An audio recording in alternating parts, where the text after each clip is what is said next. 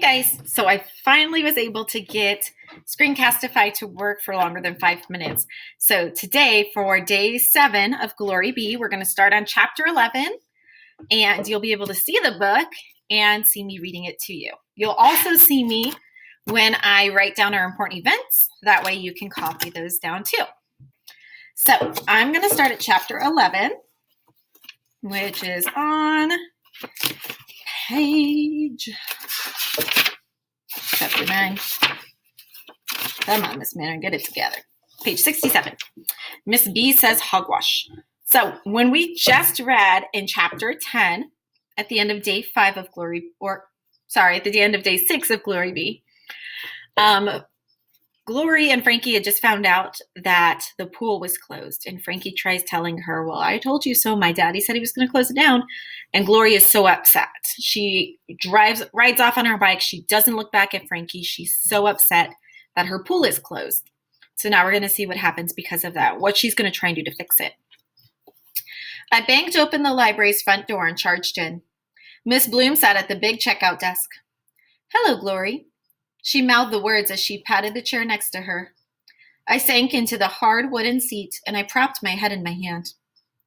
I can assure you that won't be happening, she said into the phone. She straightened her back and spoke very slowly, one word at a time, like maybe the person on the other end of the phone wasn't hearing her too good. We will not, she stopped to take a deep breath, be removing, another breath, library chairs. Anyone who wants to use the Hanging Moss Free Public Library is welcome here. Unlike the town council's pool committee, I will never allow the library to close. And then Miss Bloom hung up the telephone with 2 fingers, so carefully that I thought maybe it had cooties on it that she didn't want to touch. Are you mad at somebody, Miss B? I asked her. That was one of my board members. They worry that there's going to be trouble at the library. They're suggesting that I remove all of the chairs, so anyone they think doesn't belong here won't be welcome to sit down. Miss Bloom fiddled with the box of paper clips on her desk. Or they say to close it all together. Over my dead body will that library close. The pool's closed, I told her. Frankie's daddy claims it won't be open in time for July 4th, the picnic and the parade. I've worried about that. She shook her head and sat back in her chair. It's a shame. I might not go to that stupid celebration anyhow. I twisted my ponytail. Glory, you love the 4th of July. It's your birthday. Miss Bloom peered over her cat's eyes glasses. And besides, Laura's counting on sitting with you. The parade's the same stupid thing every year. I crossed my arms and slumped deeper into the chair. A bunch of old men carrying flags. A parade queen with a fake crown. Mrs. Simpson and the Esters in their mew-mews and bathing caps covered with plastic flowers, perched up on the biggest float like they own this town. I looked at Miss Bloom. What fun's a July 4th celebration when it's blazing hot and there's no swimming pool? You think anybody will remember it's my birthday? Not even Jess Lynn.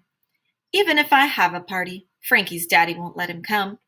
Everything's going wrong. I stopped to catch my breath. How can anybody think that closing the pool is fair? So we're going to stop there and we're going to write our first important event. So this important event is that Glory and Miss Bloom, make sure you write this down somewhere too so that you can use it for your Google form, think that closing the pool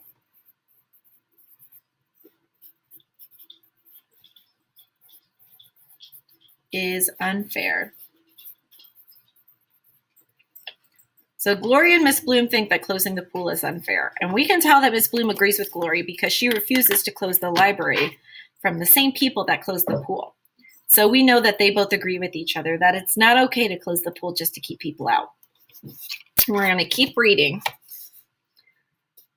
That's a lot of questions, honey. Miss Bloom pulled a big book off of the shelf behind her and dusted it with her hanky, which was embroidered with cats.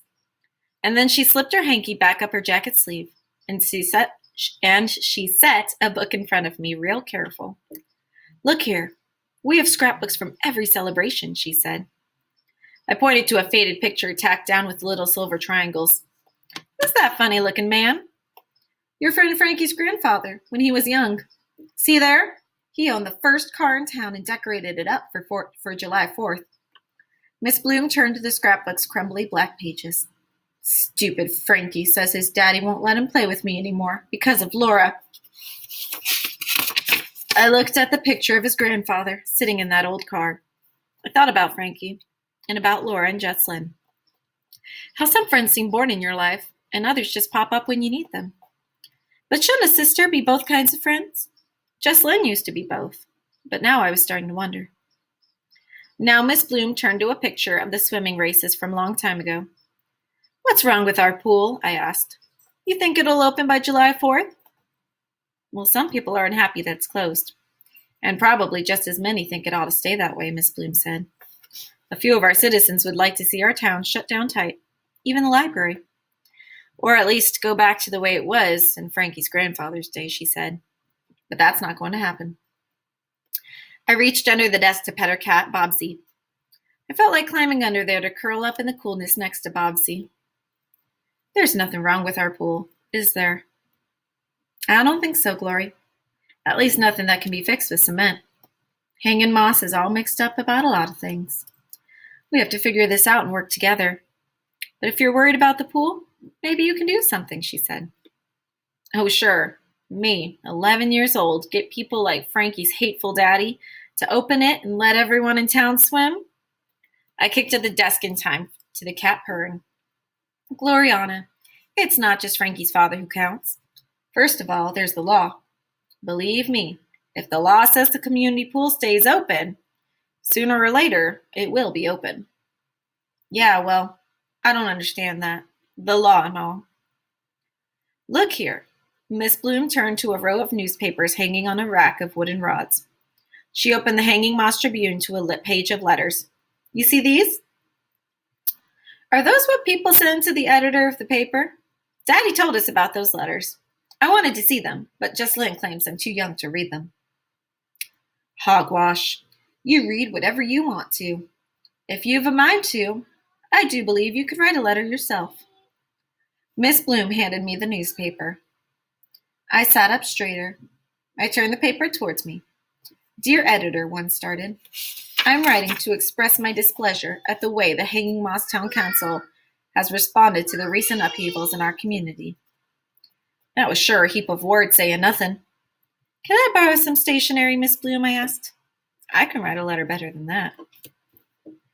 So at the end of this chapter, in the end of chapter 11, we see that Glory has an idea to change things. Yes, Charlotte? Thank you. And Glory's idea is that she can help change things by writing a letter to the editor about how closing the pool is unfair. So our next important event is that Glory decides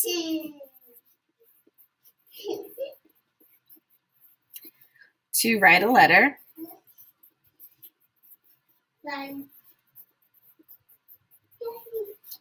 to the newspaper editor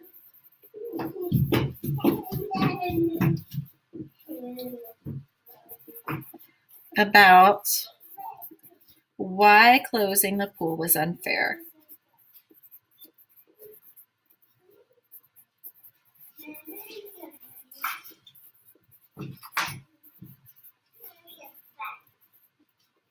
Or I guess is unfair because it's still closed. So Glory decides to write a letter to the newspaper editor about why closing the pool is unfair. And we know that's an important event because Miss Bloom tells Glory that if you don't like it, you can help change things. And Glory says, I'm only 11. What can I possibly do? But then when she reads one of these letters, she goes, oh, I can write a letter better than that. And it gives her the confidence and the idea to try and make a change. So now we're going to read chapter 12 and see how that letter comes together and then what happens because of it. So we're starting on page 73, which is chapter 12. Old Lady Simpson slams the door. I caught my breath from running down the street, and I pushed open my front door. I raced through the house, making enough noise to get some attention. Emma was outside hanging Daddy's shirts on the clothesline. Calm down, Glory. What's the matter? I held up my letter with about 1,000,000 words crossed out. Guess what this is, Emma? I'm writing to the Hanging Moss Tribune newspaper. I'm telling the editor that somebody in this town needs to figure out what's wrong with our pool and fix it. Emma poked a clothespin at the shirt to hang it. She did the same thing with another, and then another, until a line of stiff white shirts floated upside down in the sunshine. Finally, she picked up the laundry basket and looked at me. Gloriana, you sure you know what you're doing? I didn't stop to answer. I just turned around and went looking for more paper. I found today's Tribune, a writing tablet, a pencil, and envelopes on Daddy's desk. When she says a writing tablet right here, she means a notebook. So like this is a writing tablet. It's a notebook. I brought these to the kitchen table and spread them out. Emma came to sit with a sack of snap peas in her lap. I'm writing my own letter. Miss Bloom thinks I can. I opened up the tablet. What you got to say to that newspaper? She asked, snapping green beans without even looking at the bowl. Plenty. I started to read. Dear editor, closing down our pool in the hottest time of summer is the worst idea on earth. It stinks that you're closing our pool. Open it now. I looked up at Emma. Sounds like messing in something you don't know a thing about. You might want to tell Brother Joe this first, she said, snapping beans faster and faster. I'm not telling anybody. I don't want to be making any nosy church people mad, thinking that he helped me, or Jesslyn saying I don't write big enough words. And I sure don't want Frankie worrying that I'm giving away any of his stupid secrets. Emma stopped snapping beans and looked straight at me. A fish that never opens its mouth won't get caught. I put down my pencil. What's that mean? Means if you keep your mouth closed, you don't make trouble. Watch out that you don't get us all in trouble. Don't worry, Emma. I know what I'm doing. I opened a clean sheet of paper and started over. Dear Tribune editor, do you know how hot it is in the summer? All the children of Hanging Moss want some place to swim. Words buzzed around my head like a mosquito that needed swatting. Emma shook her head slowly. Well, if you're bound and determined to write this letter, at least think hard about saying the right thing. I'm trying. Shoot, this letter writing is harder than I thought. I ripped my paper to shreds and stomped out of the kitchen. Emma followed me into the dining room. Come back here, Glory, and sit down.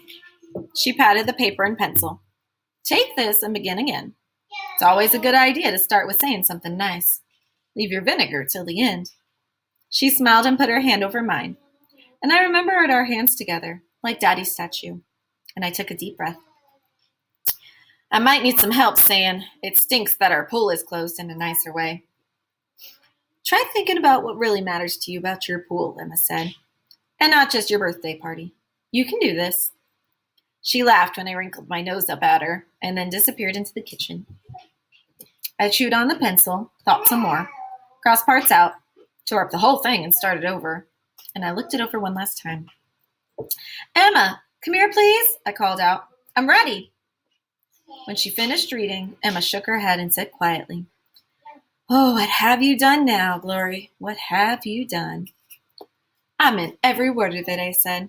Every single word. I jerked my letter away from her. Then I guess I'm proud of you, baby, even if you do get us all in a lot of trouble. I felt my shoulders loosen for the first time all day. I sealed up the envelope. I'd memorized the address I'd written on the outside in my best script. And then I put the letter in my back pocket, real careful, and headed across to 233 East Main Street. I looked in that big glass window with Hanging Moss Tribune painted in fancy letters across the front. It was still open. Wait a dang minute. Was that my neighbor, Mrs. Simpson, and her green-tinged chair all done up in a fat bun inside the Tribune's office, typing away at a desk right by the door? What was she doing here? I tapped on the window and smiled and waved. Mrs. Simpson glanced up, paying me as much attention as she does when she's playing the piano at Daddy's church.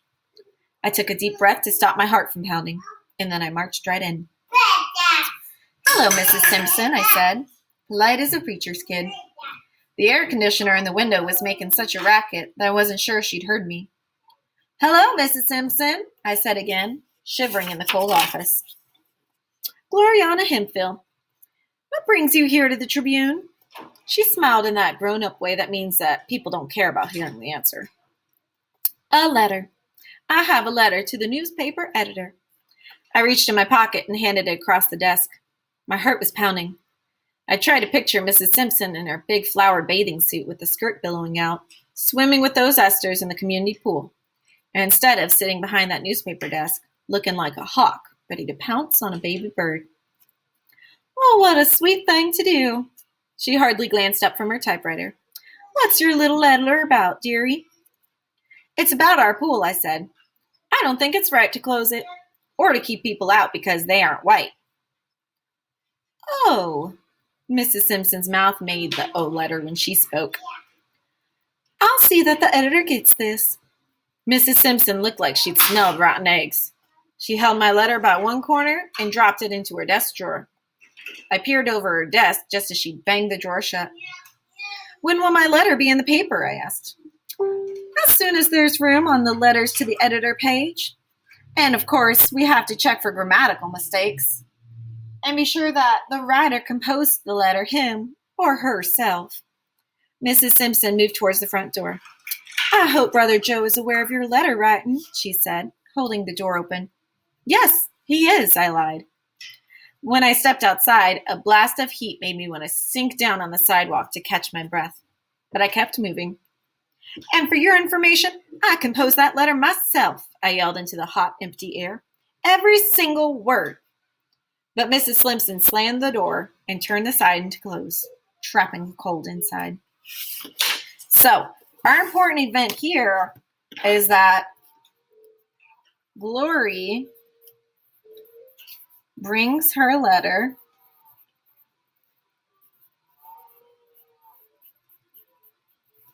to the editor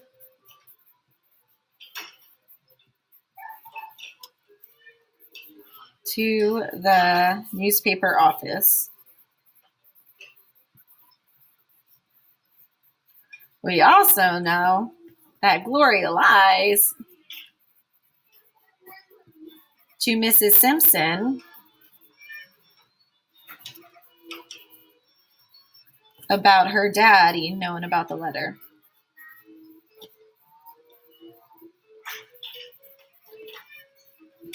Because we know that her dad does not know about the letter.